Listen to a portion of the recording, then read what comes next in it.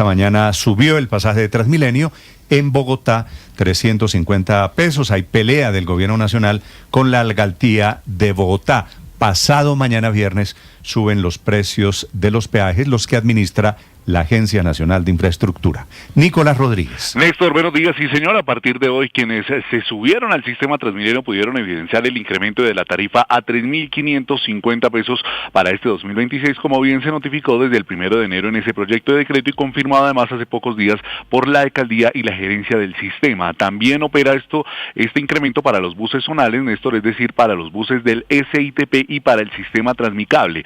Sin embargo, hay que tener en cuenta que uno de los beneficios que se mantiene es el transbordo sin costo mientras se haga en un periodo aproximado de 2 horas con 5 minutos. Pero Néstor, hasta el último día previo a este incremento, todavía está en el aire la pelea del distrito contra el gobierno por este incremento. Y es que después de que el Ministerio de Transporte hiciera un requerimiento por este aumento, el alcalde de Bogotá, Carlos Fernando Galán, afirmó que todo está soportado primero por los estudios hechos por la Secretaría de Hacienda del distrito y segundo los estudios hechos por Transmilenio. Y además afirma que esto no es un capricho, pero al preguntarle sobre lo que estaba sucediendo con esa pelea interna, asegura que el gobierno nacional, especialmente hablando del incremento del 23%, no pueden evadir responsabilidades en esto, por lo cual le pidió tanto al presidente Gustavo Petro como a la ministra de Transporte tener un poco de responsabilidad en lo que está pasando, ya que este incremento primero se da por el incremento al 23% del salario mínimo y también por el alza en los costos de producción, por ejemplo, en el costo de la CPM. Esto menciona el alcalde Carlos Fernando Galán. No son decisiones por capricho, son soportadas técnicamente y estamos abiertos totalmente al diálogo. Ahora yo quiero aprovechar la pregunta para así mandar un mensaje, porque nosotros respetamos la decisión del gobierno de aumentar el salario mínimo en un 23%. Nos parece una decisión positiva para esos más de 2.400.000 trabajadores que ganan el salario mínimo en Colombia. Sin embargo, eso tiene unas implicaciones. El gobierno nacional tiene que ser consciente de esas implicaciones y de esas consecuencias. Y no puede evadir esa responsabilidad. No puede mirar para otro lado y decir, vamos a subir el salario mínimo del 23%, pero los sectores que son intensivos en trabajadores no van a subir. El sistema de transporte tiene 35.000 trabajadores, el sistema de transporte de Bogotá, donde cerca del 87% su salario está o directamente relacionado o vinculado al salario. Néstor, y es que eso también justifica el alcalde Galán, y es que es necesario soportar por lo menos el sueldo de más de 35.000 colaboradores que están ligados a la empresa de Transmilenio. Pero como usted bien lo mencionaba, esta semana, exactamente el viernes, también se darán más incrementos, porque la Agencia Nacional de Infraestructura confirmó que para el viernes se dará el incremento del 5,10% de los peajes a cargo de la Agencia Nacional de Infraestructura, incremento que se da después de conocer el monto del índice del precio consumidor del 2025 del IPC. Adicional a esto, la ANI confirma que un grupo aproximadamente de 15 peajes aplicará un incremento complementario asociado al proceso de normalización establecido en el decreto 050. Ese decreto, Néstor, de las tarifas contractuales. Dice la ANI que la actualización corresponderá a la suma de la inflación más otro porcentaje definido.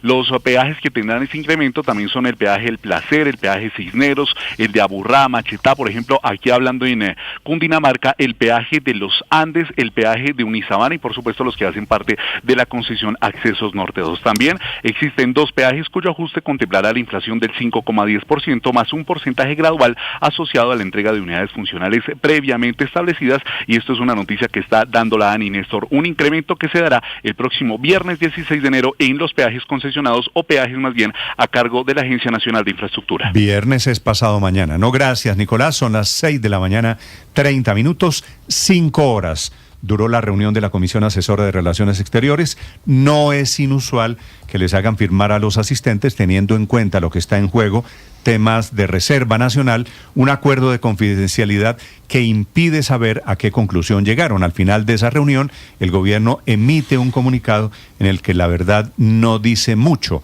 Una declaración de un parlamentario al final describe que también le pidieron al presidente Gustavo Petro dejar de manejar las relaciones internacionales, la relación con el presidente Trump en particular, a través de la cuenta de Twitter. Catherine Ávila.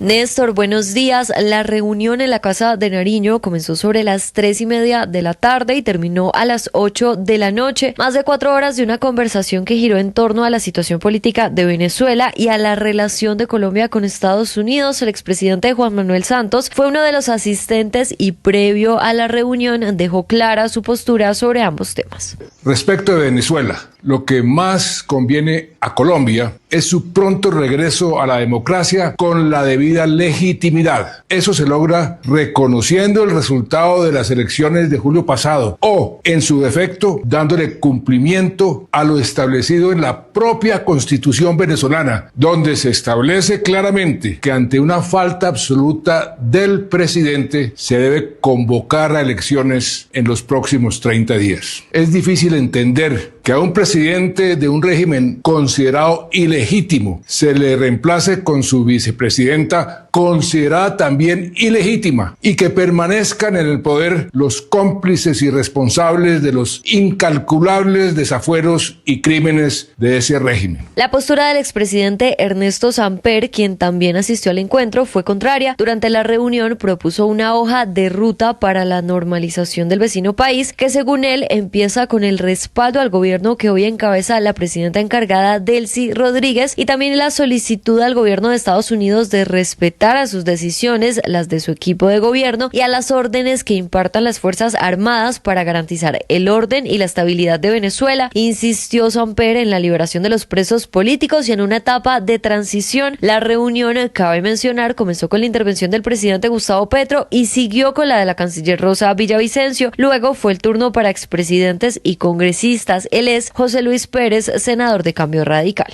Bueno, lo primero es que tuvimos una sesión de una reunión ordinaria, franca y abierta con el presidente Petro.